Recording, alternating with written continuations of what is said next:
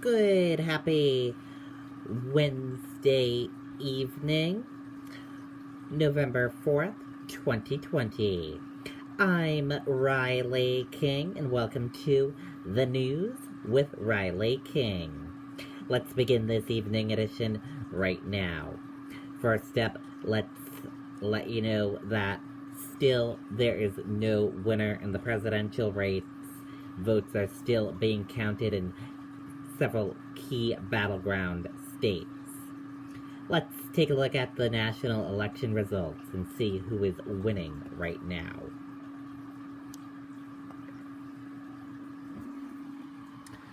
And here is a look at those results right now. As you can see, Joe Biden is in the lead. He is 253, and Donald Trump is 214. And to win, you need 270 electoral votes. So as you can see, Joe Biden is in the lead and Donald Trump is behind.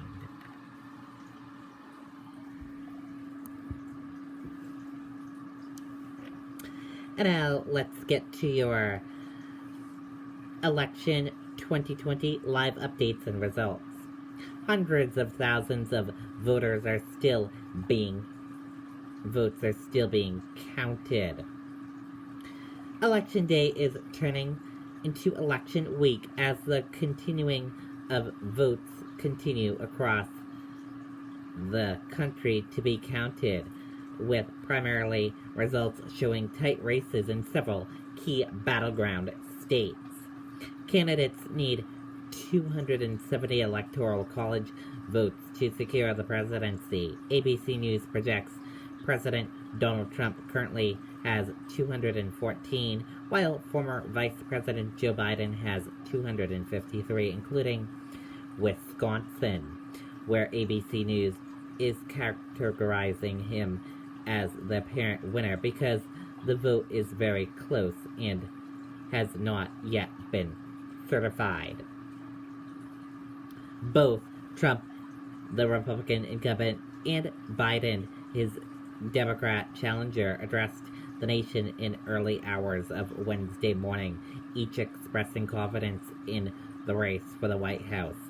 By Wednesday evening, Biden again delivered remarks urging patience, but Trump remained out of the public view, taking to Twitter instead to sprout baseless claims of voter fraud and falsely call races for himself, while his lawyers waged legal battles to halt vote continuing in key states. Biden, with a comfortable lead in the popular vote, has also broke the record for obtaining the most votes ever cast for a U.S. presidential candidate, with more than 70 million and counting in an election that has shattered early vote records and is on track to escalate 138 million who went to the polls in 2016. Your top headlines. ABC News to air a primetime election special this evening at 10 p.m. Trump files suit in Michigan and Pennsylvania.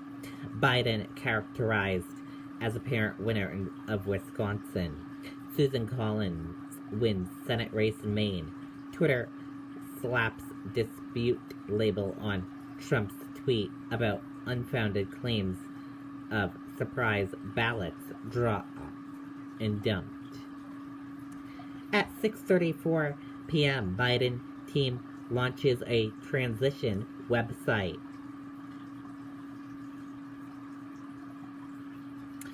And Biden addressed the nation around 4 p.m.-ish this evening, and Joe Biden, the Democrat nominee, didn't declare himself the winner, but he did say enough states are projected to go his way to eventually win him the election.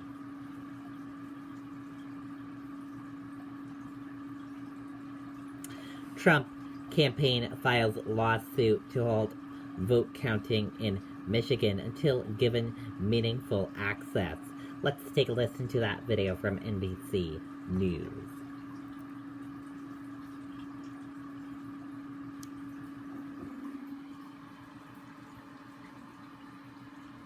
Now, about Michigan, because the Trump campaign now is filing suit to stop counting of votes in Michigan. Let me bring in White House correspondent Peter Alexander. Peter, take us beyond that headline. What's going on?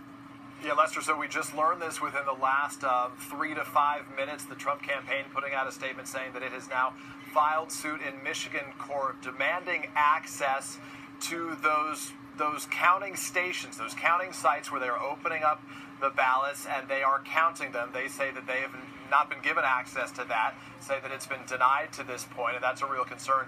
The campaign insists because they say that it remains an extremely tight race there. As you just showed, the number now nearly 45,000 vote advantage for Joe Biden in that state that, as we've talked over the course of this time, has been crucial for Biden and for Trump. The president winning Wisconsin, Michigan, and Pennsylvania 4 years ago. Now Wisconsin increasingly looking like it's favorable for Biden. Michigan also looking favorable for Biden as well. So that's the latest on that from moments ago. It follows a statement from the campaign only a short time earlier saying that it would be demanding an immediate recount of the vote in Wisconsin, where it was only, I think, about 20,000 votes or so that separated the two in that state. The former governor, Republican governor of Wisconsin, Scott Walker, saying that their demand for a recount there, he said, was a high hurdle. There have been a couple recounts in the last decade. One changed about 131 votes in 2016. The other one changed 300 votes in 2011 for a Wisconsin Supreme Court seat that was being discussed, that was being voted on at the time. So 20,000, he says, would be a long way to go. And just moments ago, Lester, we're also hearing from the president, who's now complaining, expressing frustration about what's going on in Pennsylvania. He just tweeted that we are winning Pennsylvania big, but he notes that the Secretary of State just announced that millions of ballots have yet to be counted. That's notable because you can see this, just sort of this rapid pace that the Trump campaign is now sort of bringing up these efforts to sort of go after the vote count in a variety of places where it appears right now that they are losing. At 3:30 Eastern Time this afternoon, we've now learned that the Trump campaign will host a news conference with Eric Trump, the president's son, his wife Laura Trump, Corey Lewandowski, his former campaign manager, and Pam Bondi, who is a familiar name to a lot of folks. She was the former attorney general in Florida.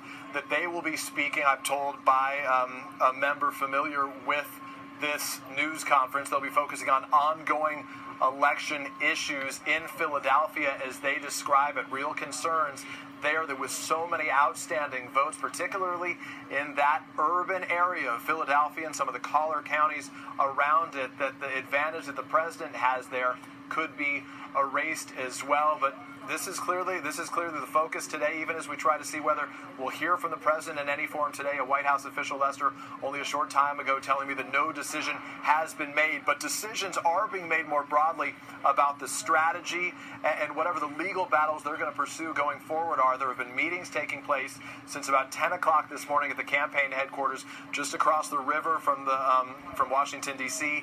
in Virginia. Jared Kushner's been a part of them. I'm told the Chief of Staff, Mark Meadows, has been there as well as many of the top campaign officials. So a lot of real movement, notable because just last night the president said that he said they had won. He said, we have already won this. Clearly that was premature. Clearly we knew it to be false. But now they're looking for ways where they think they can win this, and the paths are drying up. Hey, NBC News. Okay, and there you go on that video and that report. And we can tell you that Joe Biden won Michigan. Let's show you. Joe Biden is the projected winner of Michigan.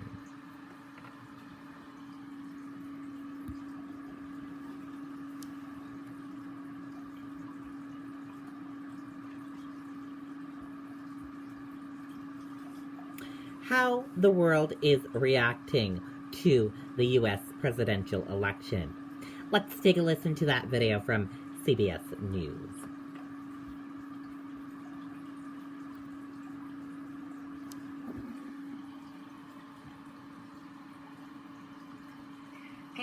the world are watching as the U.S. works to declare who will be our next president. Some are worried about how the outcome will impact them. Ian Lee shows us how people around the world are reacting. Bonjour à tous, l'édition spéciale se poursuit. Commentators around the world filled the airways. Good evening. It's the election the whole world is watching. With predictions about the U.S. presidential election. Donald Trump. In every language, you could sense the uncertainty. Donald Trump or Joe Biden.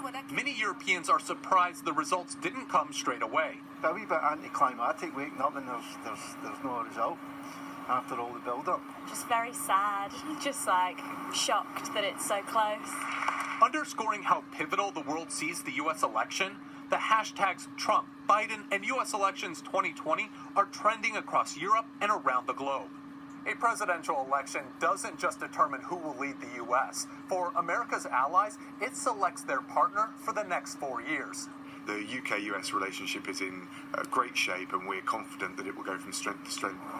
While America's rivals like China, Iran, and Russia also have an interest in how the results play out and what relations will look like going forward. And Ian Lee joins us now from London to talk about it. Hi, Ian. So explain why it's so important to so many countries around the world. Who is the leader of the United States? And further, would you say that it's become slightly less important in recent years as we've seen a sort of global turn toward nationalism? Hi, Tanya. First off, the U.S. can change the course of world history, so it really does matter who is at the helm. People look to the U.S. president for moral, political, military leadership. The U.S. president is in control of the most powerful military in the world, so when that military is engaged in a region, it can really have an impact, good or bad, for decades. And then just to kind of give you some examples of kind of how the presidents can interact in the international community, you have under President Obama 2 hallmark agreements that he was able to achieve. You have the Iran nuclear deal and the Paris Climate Accord.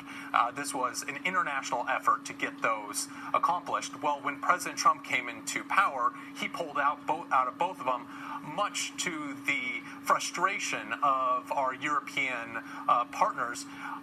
But if Joe Biden does win, he could go back into those agreements. The president also has his own achievements that for decades presidents haven't been able to do, and that is to normalize relations with Israel, Bahrain, the UAE, and Sudan. So that is one of his hallmark achievements too. So the U.S. presidents really do have a lot of power. And to go to the second part of your question, you do see a rise of nationalism around the world, but you still see a lot of countries looking to the United States for leadership. Especially the United States is the leading member of NATO. And so that right there, you have a lot of people looking for leadership, especially when you see Russia kind of pushing its borders. Absolutely. And so, Ian, what are the biggest concerns you've heard vocalized over the outcome of this election?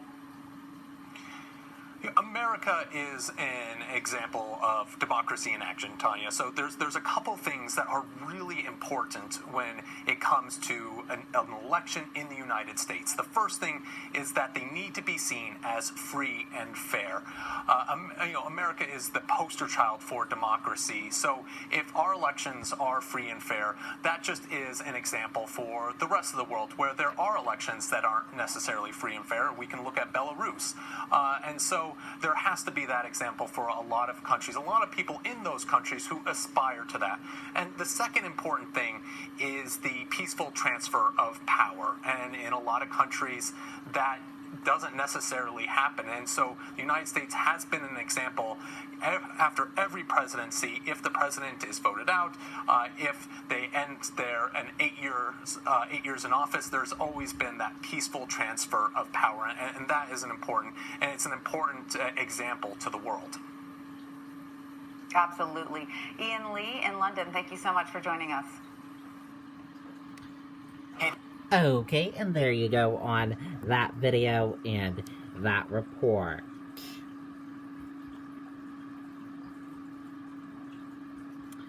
And take a look at what happened around the 3 p.m. hour in Detroit, Michigan. Let's take a look.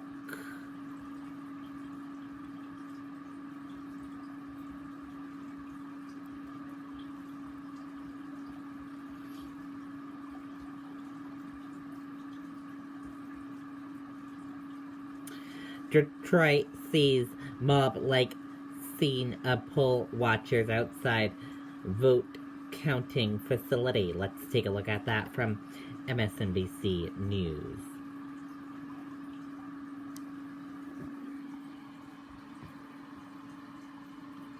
8 million ballots already counted in the presidential race. All eyes are on these 7 states as we await the final tally. We have a team of reporters spread out across the country monitoring the very latest on the vote count. We'll begin with MSNBC correspondent Heidi Prisbilla live in Detroit following some breaking news there. And apologize because the camera is shaky because of what is happening behind her. Heidi, you have some news on the ground there at that counting facility. What is actually happening behind you?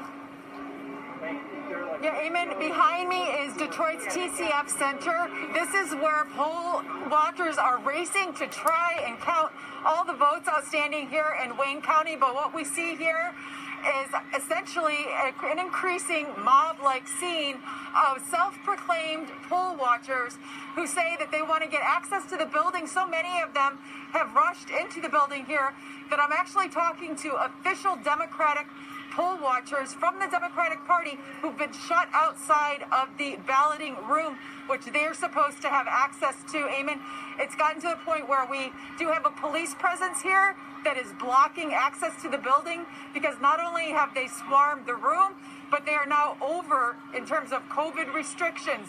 I'm here with Reverend Stephen Bland, and he is a chaplain for some of the poll watchers inside. He's been corresponding with many of the individuals who are trying to get the job done today to get all these ballots counted. Reverend Bland, can you tell us what is going on in there and what is at stake here? We are in the process of wanting to get all the votes counted. The road to victory of any side is going to come through Michigan and through Detroit. And to stop the vote suggests to stop the very democracy that we are running and these persons are running to elect to uphold. And so we want every vote to count because our vote is our voice, and it will be counted. And the election process will be done. Things are secure on the inside, but of course we have intimidating efforts on the outside, but we're not deterred. As goes Detroit, will go Michigan, and Michigan will join the force of others to be able to say that we have voted. We have record turnout voting. And again, if you want to represent Michigan and Detroit, you ought to want every vote counted. And who do you think these people are? Well, these are persons who are passionate and they're consistent. They've been saying all along they're going to suggest it is rigged. They've been saying all along it's going to suggest that it's flawed or fake. But they've been saying that before now. We just need to be persistent to make sure our voice gets counted because as goes Detroit will be done so. And I will say the black vote in Detroit is higher than it's ever been, and we will determine the outcome because we've gone from picking cotton to picking presidents. Reverend, they're saying stop the count, stop the vote, but it's really important to explain to people that this process was entirely predictable. And in fact, this was a process that was created by the president's party, by the state GOP legislature, which ignored requests from the Secretary of State, other state officials that said, we need increased time. We need some time to pre-canvass these votes. We're never going to be able to get it done in 24 hours. And yet it is the same individuals now who are saying that this is a broken process. So what do you make of that? Was this all kind of pre-planned and expected? Yes, again, a vote of this type of not only intimidation, but this type of anxiety suggests that people are at last-ditch efforts. But it has been predictable. We have a Secretary of State that has given out all the rules about how it's going to be done. We've had voting centers. We've had 167,000 early votes 4 years ago. We have 3 million to count this time. So we need the time. Okay, Reverend. Thank you so much. And hopefully this situation will diffuse as the night goes on. We'll be keeping you updated, Eamon. Hey there, I'm Chris Hayes from MSNBC. Okay, and there you go on that video and that report.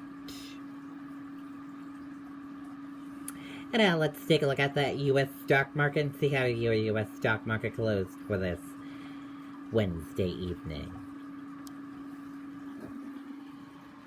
And here's a look at that U.S. stock market.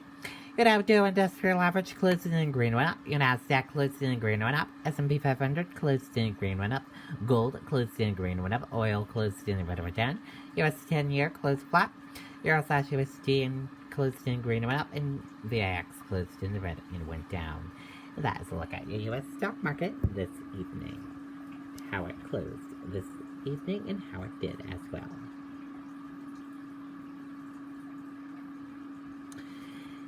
And that does it for this evening edition of The News with Riley King. Thank you for watching The News with Riley King right here on the Riley King Network. Have a great rest of your evening. I'll see you back here tomorrow for another edition of The News with Riley King. Good night and goodbye, everyone.